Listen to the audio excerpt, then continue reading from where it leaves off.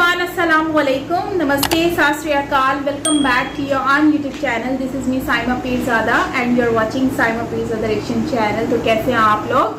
तो दोस्तों, आज हम जो वीडियो देखेंगे वो देखेंगे कि भारत में तो वैसे हिंदुज़म बहुत ज़्यादा है, लेकिन दुनिया में भी बहुत सारे हिंदू रहते हैं जो कि हिंदुज़म को फॉलो करते हैं, फॉरेनर्स भी करते हैं। सो उसमें हम देखेंगे कि किस तरह से हिंदुज़म को फॉलो करने वाले लोग जो हैं उनको किस तरह से ट्रीट किया जाता है और उनके साथ किस तरह का बिहेव किया जाता है, वो आज के इस वीडियो में हम जानने की कोशिश करेंगे। सो ओरिजिनल वीडियो का लिंक आपको मिल जाएगा डिस्क्रिप्शन में, सो आप वहाँ से देख सकेंगे। चैनल पर न्यू है तो सब्सक्राइब कर लीजिएगा, बेल आइकन को ऑल नोटिफिकेशन पे प्रेस कर लीजिएगा ताकि सारी वीडियोस आपको मिलती रहें। So yes, let's start the video.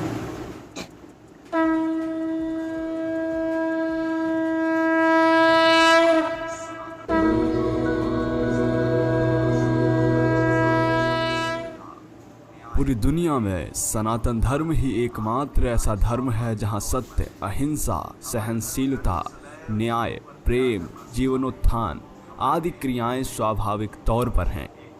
हमारे धर्म ग्रंथ सदैव जीवों पर दया करना सिखाते हैं। हमारे वेद कहते हैं कि पूरा विश्व एक परिवार है। सनातन धर्म के मानने वाले लोग पूरे विश्व में जहाँ जहाँ भी हैं वहाँ सदैव परोपकार में लगे रहते हैं। यही नहीं, दूसरे धर्म के मानने वालों का भी उतना ही सम्मान करते हैं जितना सनातन धर्मियों का। परंतु विश्व के अन्य धर्मों के लोग कभी कभी सनातन धर्म के लोगों से वैसा व्यवहार नहीं करते जैसा वह अपने सधर्मी लोगों से करते हैं। मित्रों, समय समय पर आप लोगों ने भी देखा होगा कि सनातन धर्म पर किस तरह दूसरे धर्म के लोग हमले करते रहे हैं और इसे मिटाने का असफल प्रयास भी करते रहते हैं, परंतु जीत हमेशा सत्य की ही होती है। इसीलिए सनातन धर्म को ना कभी मुगल मिटा पाए, ना कभी अंग्रेज, और यह सनातन धर्म सृष्टि के आरंभ से ही है और प्रलय के अंत तक रहेगा। यह एक अटल सत्य है।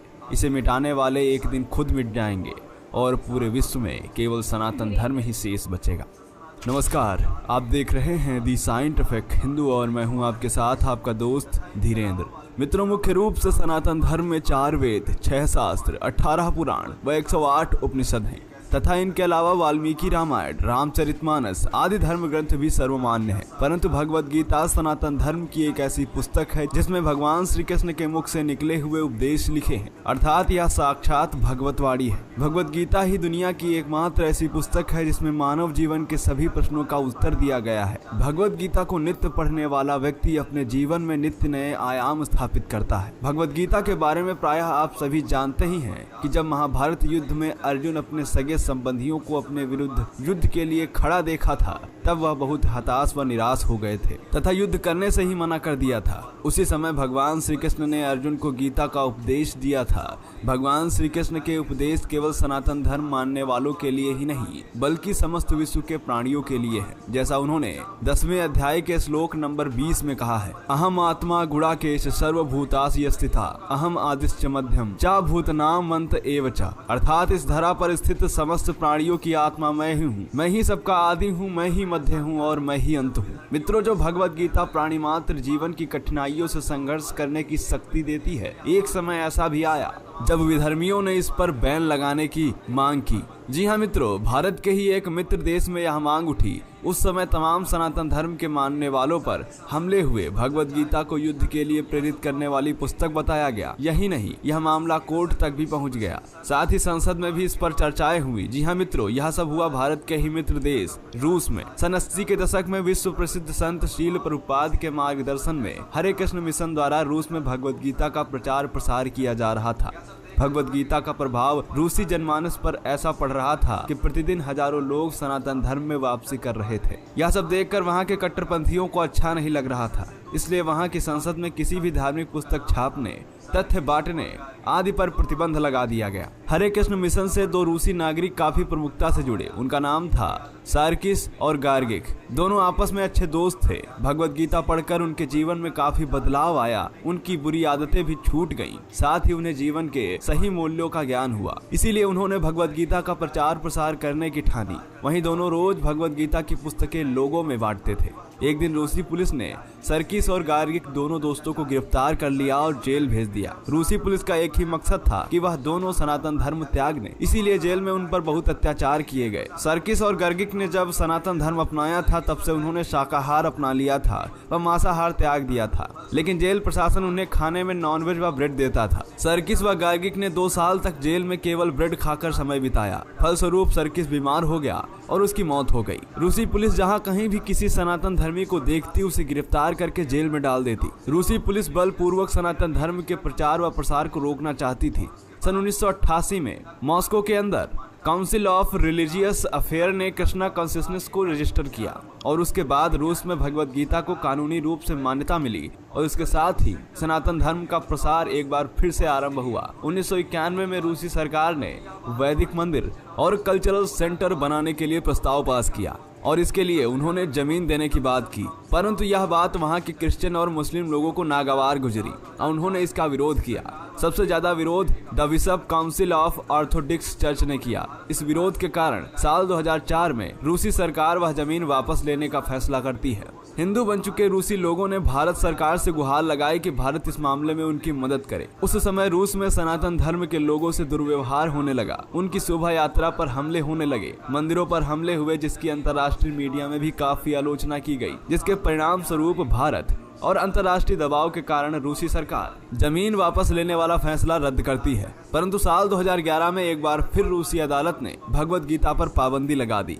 इसको लेकर भारत की संसद में जोरदार बहस भी हुई। भारत में ऐसा पहली बार हुआ था जब पक्ष व विपक्ष एक साथ दिखे।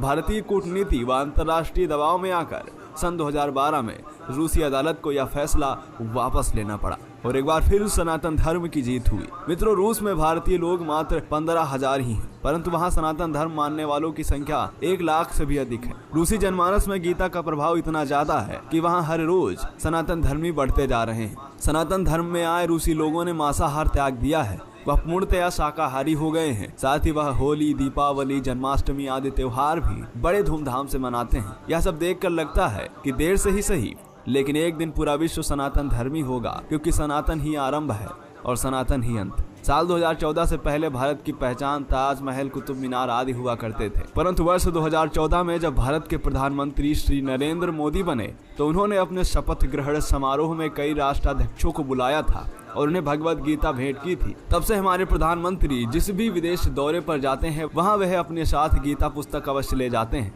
और वहां के राष्ट्राध्यक्ष को भेंट करते हैं। अब भारत की पहचान भगवद गीता से होने लगी है। इस तरह भगवद गीता के माध्यम से उन्होंने विश्व में सम्मान दिलाने के साथ साथ भारत को भी उच्च सम्मान दिलाया है तथा उसकी असली संस्कृति से विश्व का परिचय कराया है। तो मित्रों, आपका इसके विषय में क्या सोचना है, कमेंट करके बताएं। जय हिंद, जय भारत, वंदे मातरम। तो गाइस, ये था हमारा आज का वीडियो जिसमें सनातन धर्म में किस तरह से जो सनातन धर्म को मानते हैं उनके साथ किस तरह से बिहेव किया गया है। स्पेशली रशिया में हमने देखा कि किस तरह से उनके साथ बिहेव किया गया, जो कि बहुत ही ज़्यादा अफसोस की बात है और मुझे बहुत ज़्यादा दुख भी हुआ कि ये तो हर एक की अपनी पर्सनल राय होती है, हर किसी की पर्सनल एक चॉइस होती है कि वो कौन से धर्म को अपनाना चाहता है, क्योंकि ये चॉइस आपके दिल से होती है, यहाँ से नहीं होती है। ये एक ऐसी वाहिद चॉइस होती है जो कि आपके दिल से निकलती है। तो मुझे लगता है कि धर्म के मामले में कोई किसी को रोकथाम नहीं होनी चाहिए, लेकिन ये बहुत ही दुख की बात है कि 2 दोस्तों के साथ इतना बुरा व्यवहार किया गया, उनके साथ इतना जुल्म किया गया कि उनको कैद कर दिया गया जस्ट बिकॉज ऑफ के वो एक जो है वो हिंदुइज़्म के फॉलोअर्स थे और उनको मानते थे। फिर उसके बाद जो है वो शाकाहारी नहीं खाते थे, मतलब गोश्त वगैरह नहीं खाते थे, जिसकी वजह से उनको सिर्फ इस बात की सज़ा मिली। और ये सज़ा मुझे समझ नहीं आती कि ये कौन सी सज़ा है, ये कहाँ से कानून में सज़ा लिखी गई है कि आप अगर कोई इंसान अपना पर्सनल चॉइस पर जो है वो कोई फैसला लेता है तो उसको किस बिना पर आप जो है वो इसको ऐसे लेकर साथ चलते हो। तो ठीक है, एक बात तो ये हो गई है। और दूसरी बात ये है कि आपने जो है वो एक मतलब उनकी तो बेचारों की डेथ हो गई जो कि उनकी किस्मत में भी लिखी थी, और दूसरा इन लोगों ने भी जुल्म किया। उसके बाद फिर अगर हम बात कर लें तो बहुत सारे ऐसे लोग हैं जो कि सनातन धर्म को कबूल कर रहे हैं, एक्सेप्ट कर रहे हैं और वो कन्वर्ट हो रहे हैं। अपने दूसरे फॉरेनर कंट्रीज़ में हमने बहुत ज़्यादा इस तरह का देखा है जैसे कि अभी रिसेंटली मैंने कुछ वीडियोस पे रिएक्शन भी किया था, जिसमें हमने देखा कि जो संस्कृत में जो है जिन्होंने डिग्रियां हासिल की हैं या फिर कोई डॉक्टर है, अच्छे अच्छे प्रोफेशंस छोड़कर, अच्छे अच्छे जॉब्स छोड़कर लोग सिर्फ अपने सनातन धर्म से जुड़ने के लिए आ चुके हैं, वृंदावन में आकर यहाँ पर रह रहे हैं। इसी तरह से दूसरी कंट्रीज़ में जो है वो लोग वहाँ पर श्रीला प्रभुपाद जी जो है उनके जो है वो उनके दिखाए हुए रास्ते पर सब लोग चल रहे हैं। तो ये बात कहना बिल्कुल गलत नहीं होगा कि उनके कहने पर या उनके जो है रास्ते दिखाए हुए रास्ते को लोग फॉलो कर रहे हैं अभी तक। और इस वजह से इस्कॉन टेम्पल भी बहुत ज़्यादा बनाए गए। लेकिन रशिया से मुझे ये उम्मीद नहीं थी कि रशिया इस तरह की कोई एक्टिविटी करता है। जिस तरह से रशिया ने ये हरकत करके दिखाई है, लाइक मुझे लगता था कि रशिया बहुत ही अच्छी कंट्री है जो कि इंडिया की इतनी अच्छी दोस्त है, क्योंकि सारी सी बात है ना, इतने टाइम से कोई आजकल का साथ तो रशिया का इंडिया का है नहीं, 71 से पहले से रिश्ता है और इतना हेल्प भी किया। लेकिन जब बात आ जाती है धर्म की तो वहाँ पर ये लोग डर गए कि हमारा धर्म जो है वो कम ना हो जाए और ये लोग जो है वो बढ़ ना जाए, हिंदुइज़्म, जिसकी वजह से इन्होंने जो है इनके ऊपर जुल्म करना स्टार्ट कर दिया, जेल कर दी और लोगों को मतलब प्रॉपर्टी उनकी ली, फिर दे दी, ले ली, इस तरह से ये चलता रहा। मतलब ये तो जुल्म की इंतहा हो गई है, सीरियसली जुल्म की इंतहा हो गई है। तो काफ़ी दुख होता है ऐसी चीज़ें देखकर कि इंसान अपनी पर्सनल चॉइस, अपनी पर्सनल जो है फैसले नहीं ले सकता अपनी लाइफ के कि वो क्या चाहता है और वो क्या करना चाहता है, वो नहीं कर सकता। और दूसरा, नरेंद्र मोदी जी के आने के बाद नो डाउट पूरी दुनिया में जितने भी हिंदुइज़्म को फॉलो करने वाले लोग हैं उनको बहुत ज़्यादा मोटिवेशन मिली है, क्योंकि वो हमेशा उन लोगों के लिए आवाज़ उठाते हैं। जैसे बांग्लादेश में भी काफ़ी उनके साथ जुल्म हुआ तो उस पर भी वो हमेशा आवाज़ उठाते हैं। और कोई भी दुनिया में कहीं पर भी हिंदुइज़्म हो, बल्कि अब तो टेंपल भी बन रहे हैं उन कंट्रीज़ में, बन रहे हैं जहाँ पर पहले कभी टेंपल्स तक नहीं बने थे। तो आज के दौर में अगर हम देखें तो वहाँ पर टेंपल बने जा रहे हैं, वहाँ पर भगवद गीता को फॉलो किया जा रहा है, उनकी एजुकेशन सऊदी जैसी कंट्री में एजुकेशन जो है वो दी जा रही है। तो फॉरेन कंट्रीज़ में भी काफ़ी टेंपल बनाए जा रहे हैं। लेकिन जाहिर सी बात है इन सारे जो गोरे इनकी कंट्री और वैसे भी लोगों को डर लगा पड़ा है कि हमारे धर्म से लोग जो हैं वो कन्वर्ट होकर दूसरे मतलब हिंदुइज़्म को फॉलो कर रहे हैं। तो इस तरह से उनकी क्वांटिटी इंक्रीज़ हो जाएगी, हमारी कम हो जाएगी। तो इस चीज़ का पता नहीं क्यों लोगों में इतना डर खौफ बैठा हुआ है। तो ये तो हर एक की अपनी पर्सनल चॉइस होती है कि वो इस हर कोई भी धर्म को एक्सेप्ट करे। ये हम पे तो नहीं होता है कि हम उनको कंट्रोल कर सकें। सो गाइस, आपका ये कहना है इसके ऊपर ज़रूर शेयर कीजिएगा कमेंट सेक्शन में। बाकी भगवत गीता के अंदर एक चीज़ है कि काफ़ी चीज़ें हैं जो मैंने भी देखी हैं कि उसमें पॉजिटिविटी बहुत ज़्यादा है, जो कि लोगों को अट्रैक्ट करती है। जो भी पढ़ते हैं लोगों को अच्छा लगता है, तो फिर ये लोग जो है ये लोग आते हैं हिंदुइज़्म की तरफ। तो आपका क्या कहना है कमेंट में बताइएगा। ओवरऑल काफ़ी जो है वो वीडियो में क्या कहूँ, वीडियो के बारे में बस यही कहूँगी कि मुझे बड़ा ही अफसोस हुआ रशिया की ये बात सुनकर कि इस तरह का फेस भी होता है। तो खैर, आपका क्या कहना है कमेंट में बताएं। बाकी चैनल पर नहीं हुआ तो सब्सक्राइब करना मत भूलिएगा। सो मिलते हैं नेक्स्ट वीडियो के साथ। Till then take care, bye.